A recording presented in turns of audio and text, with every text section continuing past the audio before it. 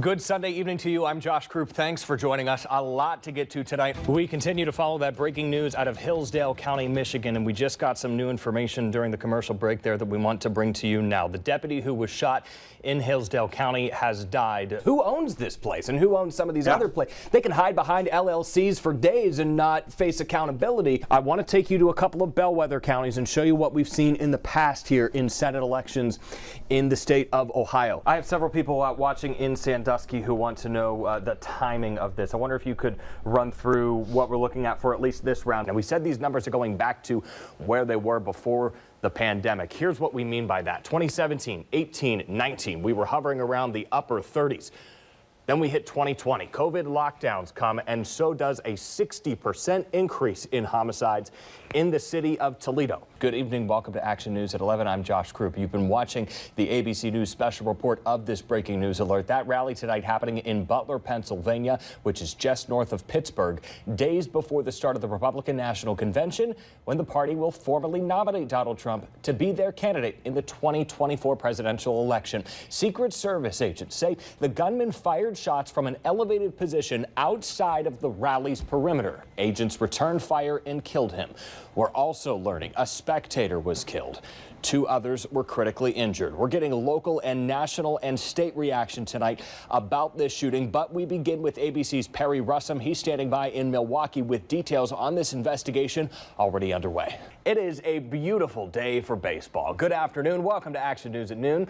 I'm Josh Croup. Time to get out your peanuts and Cracker Jacks. America's pastime is finally back. It is opening day for the Toledo Mud Hens. Let's throw things out live to Fifth Third Field, where First Alert meteorologist Dan Smith is live to give us our first pitch forecast. Dan? Today was also the final day for voters to cure provisional ballots. Now, every vote counts in this race between Congresswoman Marcy Kaptur and State Representative Derek Marin. Right now, the two are separated by 1,193 votes. That is just 0.3% of the entire vote total. Now, the Secretary of State's office told us after Election Day there were as many as 14,000 outstanding absentee and provisional ballots across Ohio's 9th congressional district. We asked the Secretary of State when we'll get an updated vote count. Now, Nebraska is becoming the 10th state to put abortion on its fall ballot, joining other red states like Montana, South Dakota, Missouri, and Florida. But you also have a host of blue states, including Colorado, New York, and Maryland, with questions involving abortion or reproductive rights. Then you go out to the Southwest and you have battleground states, including Arizona and Nevada, with the question on ballots as well. In total, 10 states in the country this November will have abortion rights on the ballot. Last year, though, it was only Ohio. Former President Trump was in Nevada Friday, saying he is, quote, very strong on women's reproductive rights, while touting his role in appointing Supreme Court justices who overturned Roe v. Wade and mentioning last year's vote in Ohio. Good evening. I'm Josh Croup. As we come on the air tonight, that breaking news, a tragedy for the law enforcement community in Henry County. A Napoleon police officer died by suicide tonight while on duty. That's according to the city's police chief. We're told around 6:30 p.m. officers went to check on that officer who was on patrol at the time.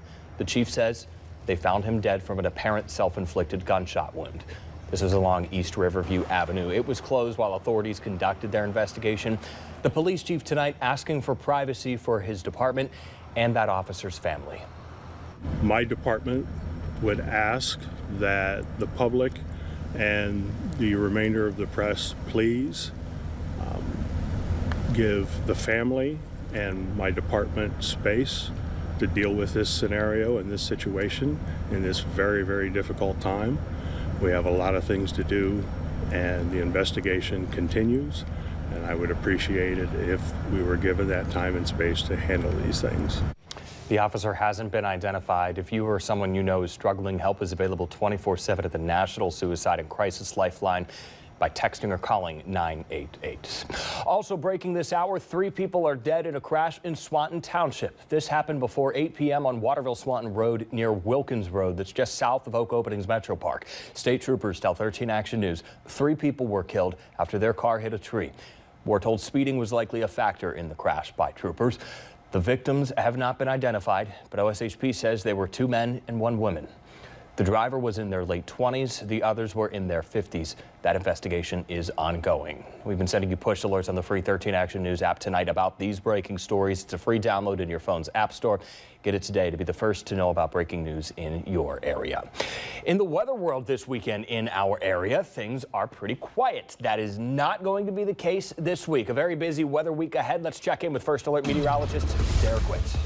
One dog from Lucas County Canine Care and Control is still missing this weekend after authorities say a Toledo man broke into the shelter and stole multiple pups. Police say 43-year-old Maurice Carter here broke a window to get into LC4 and stole 4 dogs. His motive is still unclear. He's facing a breaking and entering charge. He's due back in court Monday. The break-in forced the shelter to close Friday. It reopened today. 3 of the dogs have since been found, but one is still missing. Lola is a black and tan German Shepherd. Call LC4 if you can help find her. A former Detroit Lions player is charged with assaulting law enforcement during the January 6th attack on the U.S. Capitol. 31-year-old Antoine Williams was arrested in Savannah, Georgia. The DOJ says he's one of the first rioters to breach the Capitol. Investigators say video shows him hitting one officer on the head and shoving others. He didn't enter a plea during his first court appearance. He played with the Lions in 2016. Turning now to this week's case files. A woman found dead in the snow behind a truck stop in Wood County. Police have a suspect here in this decades-old case. In fact, detectives believe he's a serial killer and is linked to the homicides of multiple women. But he'll never face trial for the crimes. Sherrod Brown right now leading in Hamilton County, another place where he's done well in the past, but he only had 57% of the vote there. I want to take you to a couple of bellwether counties and show you what we've seen in the past here in Senate elections in the state of Ohio. In Northwest Ohio, Wood and Ottawa County have voted for the winning candidate in these Senate elections every year going back decades, these two bellwether counties. It has been since 1976 was the last time that Ottawa County voted for the loser. Sherrod Brown won Ottawa County, won Wood County in 2018, 2012, and 2006. Those two counties ended up flipping for Rob Portman in 2010 and 16, and then for J.D. Vance in 2022. So we were watching those counties tonight. How did they end up performing? Well, Sherrod Brown does not win those two counties as it currently stands. Wood County narrowly going for Bernie Moreno, not getting 50% of the vote there, but he does get 49.3%, which is more than what Sherrod Brown had. Bernie Moreno also carried Ottawa County with 56% of the vote. So Wood County, which has become a very almost spot-on bellwether here in recent elections, one that Sherrod Brown had to win. Whatever happens in Wood County, if it's a statewide election, historically in the past, in recent years, and we could show you that chart too, whatever happens there mirrored statewide. 50.6% of the vote statewide for Bernie Moreno, and in Wood County it was 49.3, so about a point away from what ended up happening statewide. So that right now is what we're following in the major projection that we have to make here at this hour. I mentioned that other bellwether map or chart. Let me show you that.